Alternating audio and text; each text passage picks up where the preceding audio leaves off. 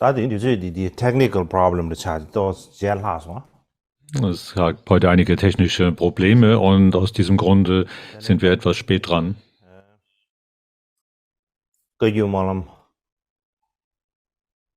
Pharma da Pharma di namgyun da malam ji ting. Der zweite Tag des besonderen KG Mönlams. Warum sagen wir besonders? Normalerweise würden wir es unter den 30 KG Mönlams zählen, aber da wir zählen dies nicht darunter, sondern es ist ein besonderes KG Mönlam.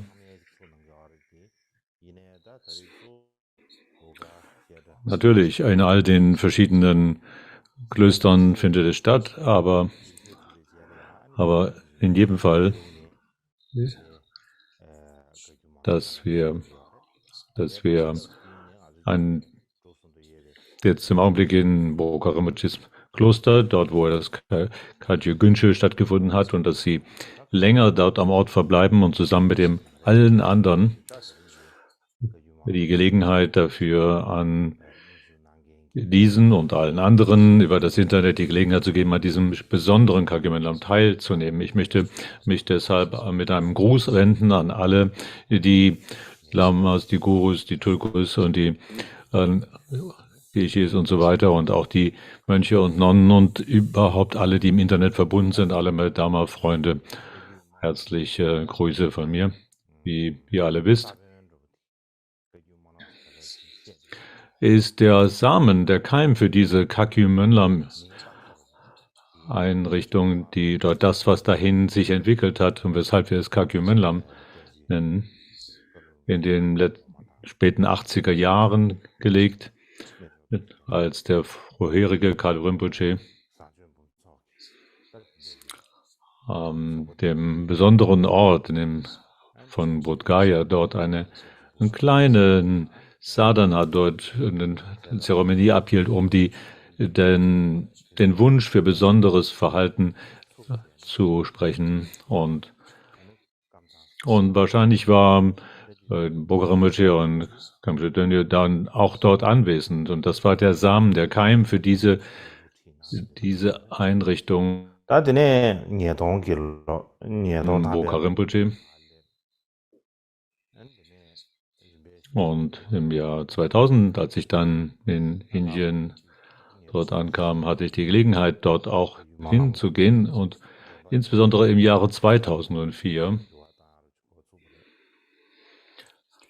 habe ich einige Änderungen an dem Text selber vorgenommen, der dort gesprochen wird. In jedem Fall ist der Samen oder Keim dafür, dass wir Kagyu Mönlam nennen, ist das, was begonnen war durch den früheren Kalu Rinpoche und Boka Rinpoche, welche beide da diesen Weg gegangen sind. Es ist aufgrund ihrer Güte, dass wir hier jetzt auch es an diesem Boka Kshetra in Indien dort stattfinden lassen. Ein besonderes Kagyu Mönlam mit all den Sangha-Mitgliedern, die dort am Winterdharma am Kagyu Günsche teilgenommen haben, ist eine besondere Verbindung. Eine gute Verbindung mit unserer eigenen Überlieferungsgeschichte. Und heute möchte ich über das Leben von Atisha sprechen, was wir das Leben und die Freiheitswirken von Atisha bezeichnen könnten.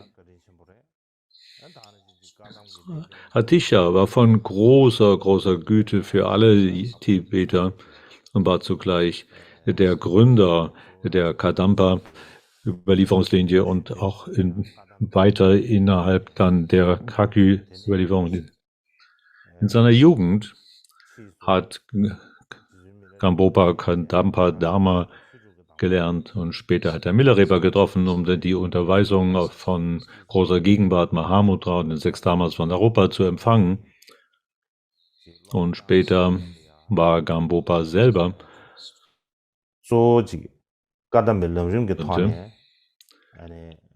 in erster Linie diese angeleitet anhand des stufenweisen Lernweges der Kadampas. So gab er also die unterschiedlichen Unterweisungen für seine Schüler und dann gab es natürlich auch die besonderen Schüler, die er dann in Mahamudra, großer Gegenwart, in Bergkloster unterwies. Er war also jemand, der die beiden Lehrströme von Kadampa und Mahamudra Überlieferungslinie miteinander verschmolz. Und für die Tapokage-Überlieferungslinie ist Atisha deshalb eine ganz besondere, wichtige Funktion. Und heute möchte ich beginnen, damit über einen kurzen Einblick zu geben in das Leben und Freiheitswirken Atishas. Ich habe nicht viel Gelegenheit gehabt, das vorzubereiten, weil ich sehr beschäftigt war. Also meine Vorbereitungen sind nicht sehr weit gediehen, aber es mag vielleicht genügen, um hier einen Vortrag zu halten. Man möchte vielleicht am Anfang eine Idee bekommen darüber, wann er überhaupt in dieser Welt erschienen ist. Und wenn wir das in unserer heutigen Zeitrechnung ausdrücken, dann ist er wahrscheinlich in 982 geboren. Es gibt eine kurz gefasste Lebensgeschichte durch Tromtönpa, wo es heißt, der allwissende Guru wurde im Jahr des weiblichen Feuertigers geboren. Und es gibt verschiedene Berichte darüber, über seine Geburt. Und aber die hauptsächliche ist wahrscheinlich die Hauptquelle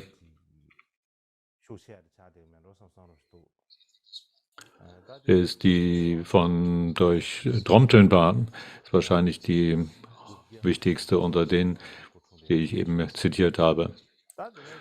Und wenn man eben fragt, was ist das in unserer Zeitrechnung, dann ist es wahrscheinlich 982. Und wo, könnten wir uns fragen, mag Atisha geboren sein? Der Ort seiner Geburt ist im alten Indien.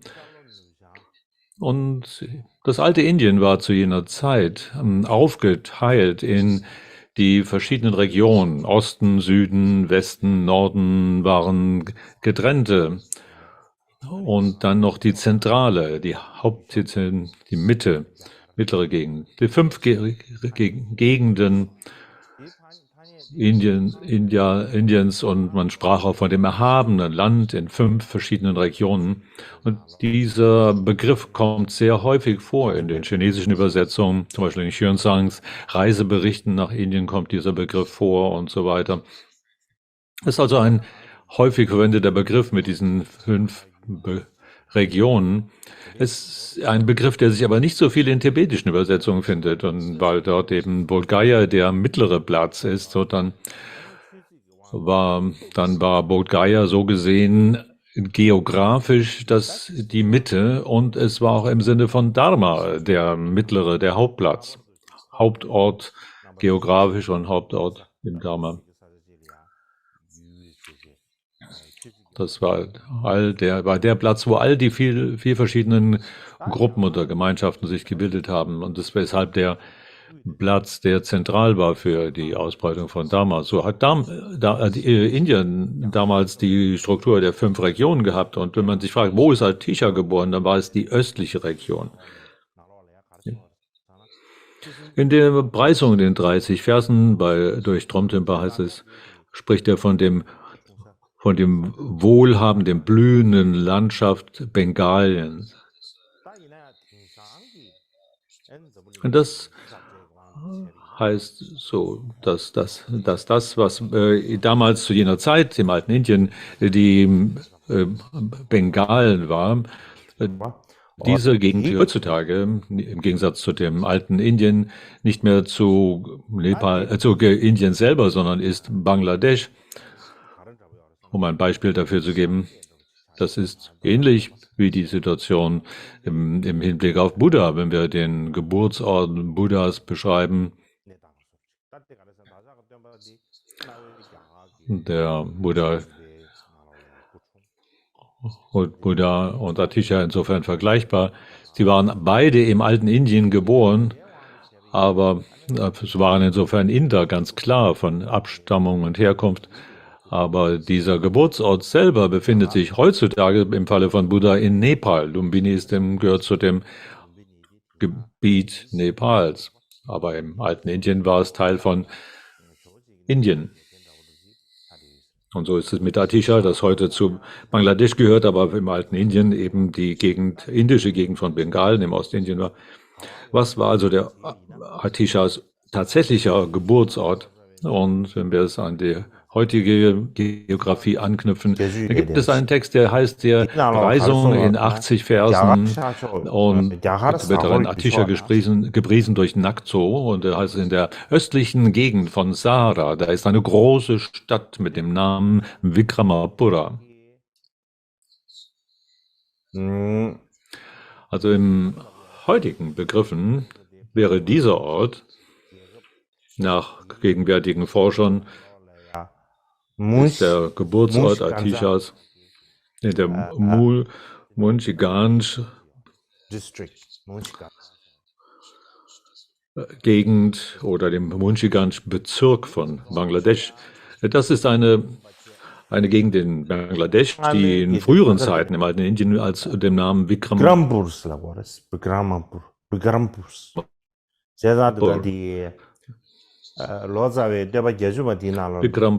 oder Vikramapura.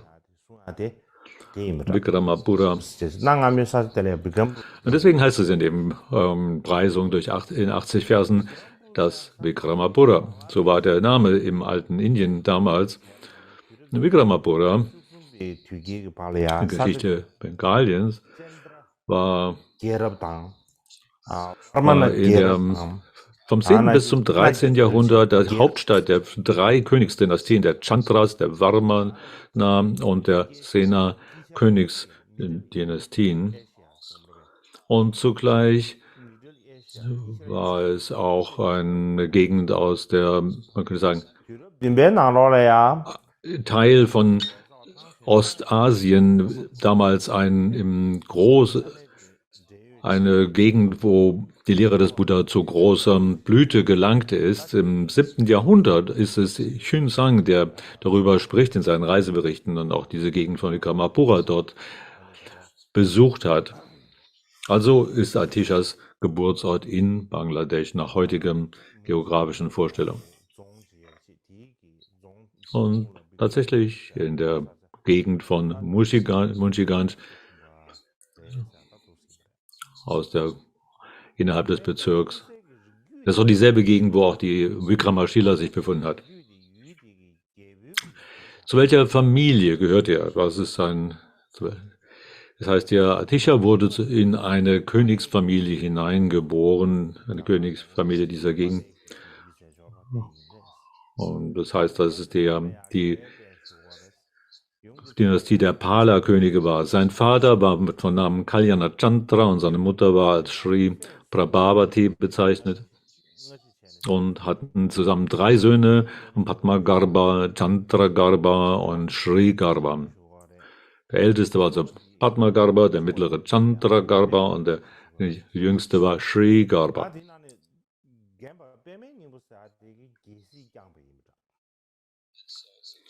Es heißt, dass Padmagarbha den Thron bestieg und Chandragarbha wurde Atisha und Sri Garbha war der jüngere Bruder Atishas, der später auch ein Mönch war und auch später auch nach Tibet sich begab, heißt es, um Atisha dort zu treffen.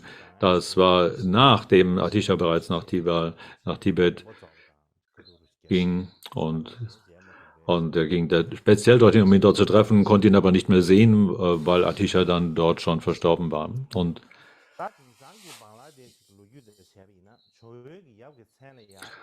nach heutiger Geschichtsschreibung in Bangladesch ist Atishas Vater bei Namen Kalyana Chandra. Da sagt die Bangladesch-Geschichtsschreibung, Kalyana Chandra, der Vater, und war in der Zeit in der östlichen Gegend Bengalens angesiedelt. Dort am Osten Bengalens gab es eben diese Chandra-König-Dynastie. Chandra heißt Mond, also man gesagt die Mond-Königslinie. Er war der 3. König in dieser Mond- oder Chandra-Königslinie. Und die Regierungszeit seinerseits war ungefähr 975 bis 1000 unserer heutigen Zeitrechnung. Und das ist seine Regierungszeit. Und in der Preisung Dromtönbas an Atisha heißt es, sein Vaters ehrbare Familie war in der Linie der Könige von Sahor. Das ist die Frage, was wir mit Sahor hier meinen. Manchmal denkt man, Sahor ist eine Gegend, manchmal heißt es aber anscheinend hier auch eine Königslinie. Es gibt viele verschiedene Beschreibungen. In den blauen Geschichtsschreibungsbüchern heißt es, Sahor ist in tibetischer Sprache ist Sahor eigentlich eine Verunstaltung des Begriffs Sahara. Und wenn man könnte deshalb andere Bedeutungen haben im Tibetischen, also dass es hervorragend, herausragend oder so etwas bedeutet. Wahrscheinlich ist meine Vermutung, dass hier Sahora eine Art von Königsfamilie ist, eine großartige Familienlinie, ein Familienclan. Und die nennt man eine gute Familie und deshalb mit diesem Namen. Das könnte, dass Sahora etwas bedeutet wie,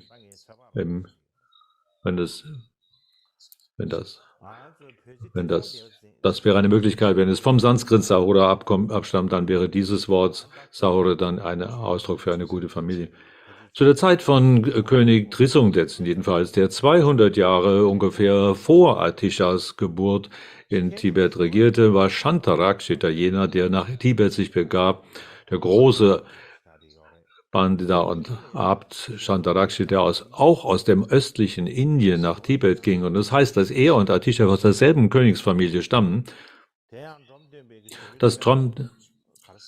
Gehörten derselben Familienclan an, Atisha und Shantarakshita, beide. Und in der Preisung von Dromtönbas an Atisha heißt es, die Linie, in welcher der Bodhisattva Shantarakshita geboren war.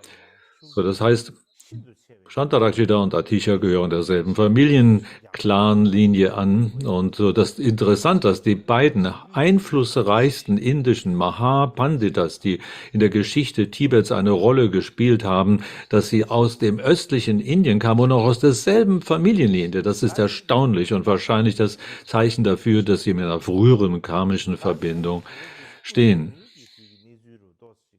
Das ist also der Hintergrund seiner Familienlinie, in die Atisha geboren wurde.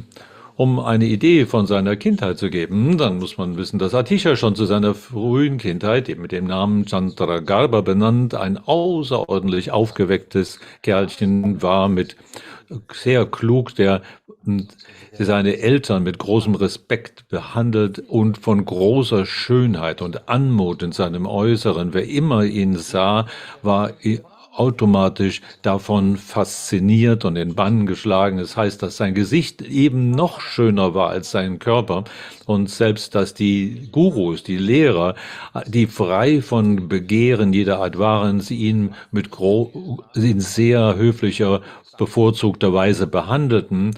Und wie wäre das dann für normale Menschen gab? Und er selber sagt von sich, ich war damals sehr gut aussehend und alle Gurus waren sehr über mich erfreut. So, das heißt, dass dieses Gefühl, das ja so faszinierend war, ist das Gefühl, das in Menschen, die ihn sahen, geschah. Das war der Eindruck, der ihn hinterließ, in ihnen stand, wenn sie sein Gesicht sahen. Schon von jungen Jahren an hatte er sehr viele Visionen von Tara und wurde davon inspiriert. Es war eine besondere Gottheit für ihn. Und eines Tages heißt es, als er noch sehr jung war, dass es ihm wahrscheinlich nicht lange nach der Schlafensgehzeit am Abend haben dann seine Eltern, wo er dann dass über der Krippe von Atisha ein großer Krach und Knacken und zu hören war. Und seine Eltern haben sich sofort mit dorthin begeben, um zu schauen, ob alles in Ordnung ist und dort, um zu sehen, was an seinem Schlafplatz dort vorging. Und sie sahen diesen riesigen Skorpion dort, der heruntergefallen war. Ein großer Skorpion, der direkt vor Atisha hingefallen war. Und Atisha schaute diesen großen Skorpion unverwandt an, ohne den kleinste Anzeichen von Furcht. Und schließlich hat sich dieser Skorpion von alleine wieder fortbewegt. Was das heißt, ist ein Zeichen, dass bevor er seine Hauptgottheit Tara besah, dass er noch Hindernisse hatte. Weil dem nächsten Tag dann, also der eine Tag, wo dieser große Skorpion erschien, und am nächsten Tag gab es wieder diesen Knall und Krach, und wieder sind die Eltern, Vater und Mutter, dorthin geeilt, um zu schauen, was passiert, um seinen Schlafplatz aufzusuchen. Und da sahen sie, dass vor Atisha eine große, wunderschöne blaue Utpal-Blüte sich dort entfaltete. Das ist, was seine Mutter dort sah. Und Atisha sagte, zu jener Zeit habe ich Tara gesehen. Die Mutter aber sah nicht Tara, sie sah diese Utpala-Blüte sich entfalten, die sich frisch erblüht dort vor ihm entfaltete. Das ist der Bericht der Mutter. In jedem Fall war immer wieder mit Visionen von Tara gesegnet. Wenn immer er Fragen und Zweifel hatte, hat er sich eine Repräsentation von Tara als Bild oder Statue vor sich gestellt und hat mit Geschenken davor dargereicht, sich in der Bitte an sie gewandt. Dieses Bild hat ihm nicht Dharma gelehrt, aber ohne auch, dass ein Dharma ausdrücklich gelehrt wurde, hat sich automatisch in ihm alles Innere entspannt und geklettet, und so berichtet es Atisha. Von jungen Jahren an also hat er Tara von Angesicht gesehen und war durch sie ermutigt und inspiriert. In späteren Jahren, dann mit dem Alter von 10,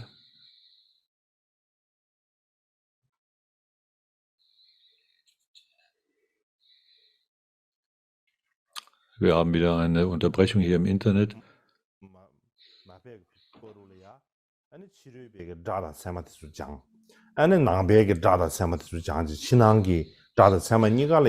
Bis er 10 Jahre war, hat er die Medizin, Heilkunde und so weiter und dann auch Grammatik und so weiter und die Logik und auch im Sinne der Lehre des Buddhas und nicht der Lehre der Buddhas beides und erlernt, und er hat dann alle 64 verschiedene Methoden der Gelehrsamkeit sich angeeignet, in den Preisen von 80 Versen durch so heißt es, in dem Alter von 21 war er gelehrt in den 64 Künsten und in Sanskrit-Sprache und aller Art von logischer Schlussfolgerung oder klarem Denken. Und wenn man sich also fragt, welche Art von Stufe oder Wissens hat er sich erlangt, mit 15 Jahren hat er die Unterweisung in dem Tropfen der klaren Denkens oder Schlussfolgerungen, nur ein Text von Dignaga,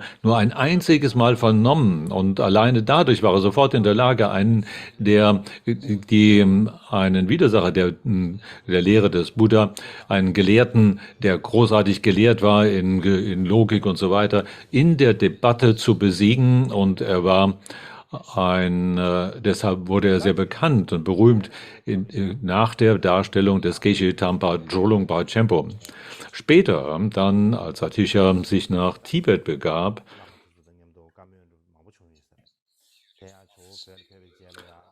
hat er mit tibetischen Gelehrten und Gurus sich über Grammatik und so weiter unterhalten. Und es ist von ihm berichtet, dass er sagte, in Tibet gibt es ja noch nicht mal ein Wort für Aussprache. Und da gab es einen Diener Atishas, Bangtön mit Namen, also ein Lehrer, der viele Zeit mit Atisha verbrachte, und er hatte eine lange Dharani von Avalokiteshvara gesprochen und hatte einen großen Segen dadurch, den zu sprechen. Und Atisha sagte, du sprichst zwar diesen Dharani, aber da ist kein Segen darin. Und mit dieser Art von Aussprache, die Art und Weise, aber weil du ein so großes Vertrauen hast und so eine gute Herzensabsicht, von deiner Aussprache her müsste es überhaupt nicht funktionieren. Aber da du so eine gute Absicht hast, deswegen hat dieses Mantra, was du sprichst, einen großen Segen, obwohl du es falsch aussprichst.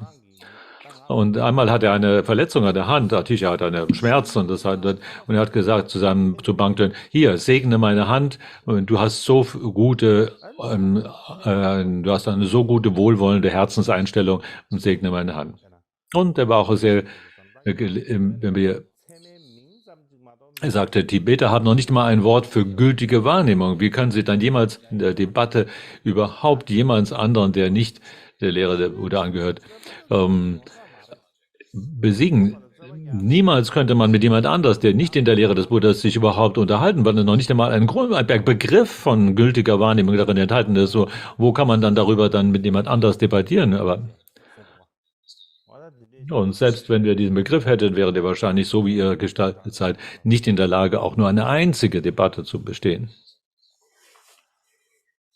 Er war also sehr, sehr gelehrt im Hinblick auf die Wortkunde, die Grammatik und im Hinblick auf die Art und Weise des schlussfolgernden Denkens und darüber hinaus, wenn man sich fragt, wie kam er dazu, Tantra zu erlernen?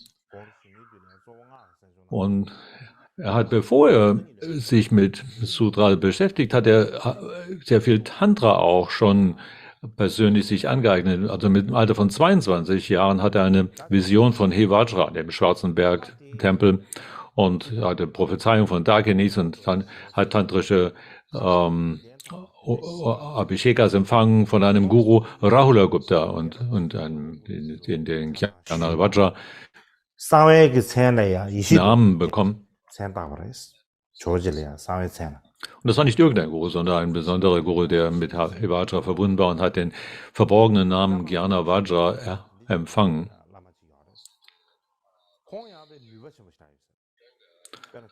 Und da gibt es einen anderen Yoga, ein Lehrer, der Yogi, der Yamantaka, der Namen Kamalarachita, mit dem er auch sehr viel, der war in der Lage, von großer Kraft, dieser Yogi, der war in der Lage, Bier in Milch zu verwandeln und über dem Gangesstrom zu fliegen und so weiter. Also von ihm hat er auch ausführlich Tantra erlernt. Später war derjenige, mit dem er hauptsächlich lernte, Avadutipa, mit dem er 7 Jahre, heißt es in der Biografie, dass er von einem anderen heißt es, dass er 12 Jahre mit ihm verbrachte. Naxolotsawa spricht von 9 Jahren, 9 Jahre zusammen mit Avadutipa und hat von ihm den mittleren Weg gelernt. Madhyamaka hat er hauptsächlich mit Avadutipa gelernt. Und der große Avadutipa war aber ein Guru aus der Yogacara Madhyamaka-Schule. Und wahrscheinlich ist das der Grund, dass Atisha selber die Weltsicht der Yogacara mittleren Weges lehrte. Und einmal ist er gefragt worden, warum er denn selber diese Art von Weltsicht bevorzuge, die Yogacara mittleren Weg Weltsicht. Und Atisha sagte, dieselbe Frage habe ich meinem Guru Avadutipa gestellt. Und warum ist das deine Weltauffassung? Gerade ausgerechnet diese, die des Yogacara mittleren Weges, und sein Guru Avadutipa sagt er, habe ihm bekundet, das ist die Art und Weise, wie ich Dharma sehe. Und deshalb solltest auch du es in dieser Weise wertschätzen und lehren. So heißt es, sagt Abadudi bei ihm begründet.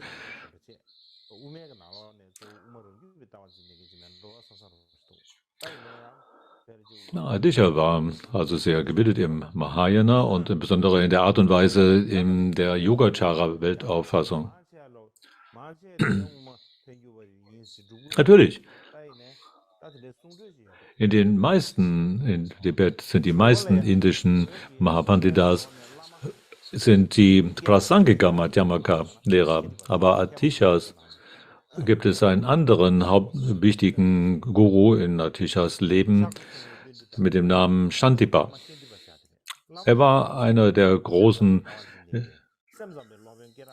war der östliche Torhüter in der Nalanda Schule, ein ganz wichtiger Lehrer der nur Bewusstheit Lehrrichtung und Atisha erlernte Dharma von Shantipa und Shantipa hat ihn unterwiesen in den 8000-versigen Pragya Paramita, der Art und Weise, das Ziel zu erlangen durch besonderes Erkennen oder Weisheit und er hat ihm alle die verschiedenen Punkte des mittleren Wegs Erklärung gesagt, hier, so lehren Sie es im Madhyamaka, aber so ist es eigentlich nicht richtig und so weiter. Und er hat all diese verschiedenen Erklärungen, diese Widerlegungen des mittleren Weges in Detail, hat, anstatt dass Atisha jetzt Zweifel an dem mittleren Weg entfaltet, der dadurch viel größeren Vertrauen in den mittleren Weg entfaltet, hat ihm besonders darüber aufgeklärt, was der mittlere Weg eigentlich bedeutet. Und hat Atisha selber, obwohl er zwar selber die Yogacara mittleren Weg Tradition aufrechterhielt, ein ganz starkes Vertrauen und auch ein Herzensinteresse an der Prasangika Madhyamaka Sicht des Chandrakirti in seiner Tradition. Und er hat also viele Jahre mit dem Guru Abadutipa verbracht, aber in all der Zeit haben sie niemals einen gewöhnlichen, einfach nur Gerede miteinander gehabt, eine gewöhnliche Unterhaltung. Wenn immer er irgendwelche bedeutungslosen Fragen an ihn stellt, dann wird er solche Situationen sind nicht vorgekommen. So die Gelegenheit gab es gar nicht. Manchmal heißt es, Atisha habe mit großem Aufwand ein goldenes Mandala angeboten, um ganz besondere Belehrungen zu erbitten aber sein Lehrer hat ihn nicht unterwiesen. Und dann zu der anderen Zeit, wenn Atisha mit vielen anderen Dingen beschäftigt war und eigentlich gar keine Zeit hat, mittendrin ungefragterweise kam er und hat ihn unterwiesen. Und eines Tages heißt es, war da sind sie beide zusammen des Weges gegangen und kam eine ganz, ganz enge Brücke, die sie zusammen überqueren mussten und eine ganz, ganz enge Brücke, ein Überweg. Und während sie dabei waren, diese Brücke zu überqueren, Abadutipa ist wahrscheinlich vorausgegangen und Atisha war hinter ihm, und während sie diese Brücke überquerten, hat plötzlich Abadutipa sich umgedreht und hat gesagt, mein Sohn, solange du nicht frei bist von irgendeiner kleinsten Art von Selbstsucht, solltest du jede Art von Ursache und Wirkung in deinem Handeln aufs Feinste beachten. Man muss sich das so vorstellen, sie gehen mitten über diesen reißenden Fluss, über der kleinen, feinen Brücke, und mittendrin dreht sich der Guru plötzlich um und schaut ihm an. Mein Sohn, solange du nicht vollständig frei von deiner eigenen Selbstsucht bist, so musst du dich zurückhalten, die kleinste schädliche Art von Tun zu begehen. Man sieht, dass welche Art und Weise sein eigener Guru hier sich geübt hat und dass jedes einzelne Wort dieses Guru eine besondere Art von Inspiration und Ermutigung und Lehrunterweisung war. So ein besonderer Lehrer war dies. Atisha hatte viele verschiedene Gurus, so hat er auch tantrische Unterweisungen von vielen Gurus empfangen. Und er selber hat sich hauptsächlich in der Tradition von Abadutipa geschult. Das hat jede Art von Furcht hinter sich gelassen, Beschämung und so weiter. Er hat besonders sich geschult in dieser Art von 6 Jahre lang in der Art von heftigem Gewahrsein handeln. Das ist wahrscheinlich irgendeine Art, wenn man sich irgendwie ein bisschen verrückt verhält, um deine Furchtlosigkeit und deinen Scham und alles abzulegen. Und er hat dann 6 Jahre lang solche heftige Gewahrsamshandeln übend verbracht. Einige sagen 3 Jahre, einige sagen 6 Jahre, wie auch immer, hat er damit sich sehr ausführlich beschäftigt. Und in jedem Fall hat er sehr viele tantrische Mantrayana-Übungen vollzogen und Vajrayana-Übungen war so darin geschickt und gelehrt geworden, dass er selber zu denken begann, dass ich habe so viel Wissen über Mantrayana habe. Es gibt wahrscheinlich niemand in dieser Welt, der so viel weiß über Mantrayana wie ich. Und so ein solcher Hochmut oder Überheblichkeit begann sich in ihm auszubreiten und an der Zeit, als er dann im Norden Indiens dort reisend unterwegs war, hatte er einen Traum. In diesem Traum waren es Dakinis, die ihm unvorstellbar viele tantrische Texte zeigten. Eine große, unzählbare Anzahl tantrischer Texte breitete sich vor ihm aus und sie drängten ihn mit der Frage, was für ein Tantra ist es? Weißt du, was das ist? Und da waren unendlich viele Texte, deren Namen er noch nicht einmal vernommen hatte. Und dann in der Ecke waren da so ein paar einzelne Buchbände und dann haben die Dakinis ihm gesagt, dies sind die Texte, die du kennst. Also das sind unendlich viele Texte und du hast nur diese wenigen kennst du überhaupt. An einer anderen Gelegenheit, dann hat seine besondere Gottheit Tara, die ihm dem Arachya-Wald ihm einst erschien und dort ihn fragte, bist du ein Pandita, der auch Mantrayana übt? Und Atisha sagt, ja. Und sie sagt, naja. Sie begann dann einige tantrische Satanas aufzuzählen und sagt, kennst du die? Atisha sagt, nee, die habe ich noch nie gehört. Die habe ich weder gesehen, geschweige, dass ich gesehen hätte. Ich habe noch nicht mal den Namen von denen gehört. Und dann begann Tara zu sagen, du bist doch ein bisschen stolz auf so geschickt im Mantra zu sein, oder? Aber im Hinblick darauf bist du nicht mehr. Das bisschen, was du von Mantra weißt, ist wie ein Pferdehaar in der Welt der Menschen. Die ganze Menge der mantrischen Texte sind in der Hand der Dakinis. Und dann verschwand sie. Und von diesem Moment an war Atisha geheilt von seinem Stolz. Sein Übermut war gebrochen. Er hatte sich dem Glauben hingegeben, dass er sehr viel über Tantra oder Mantra weiß, aber er hat nun begriffen, dass das nur ein winziger Anteil von dem war, was an tantrischen Unterweisungen möglich ist. So, wir besprechen jetzt gerade die früheren Zeiten im Leben von Atisha. Und ich glaube, wir sollten dann beginnen, morgen darüber zu sprechen, von dem Moment an, wo er seine Bestwertung vollzog und so weiter. Okay, jetzt haben wir die Wünsche für die verschiedenen Stadien des Weges und dann Widmung und so weiter.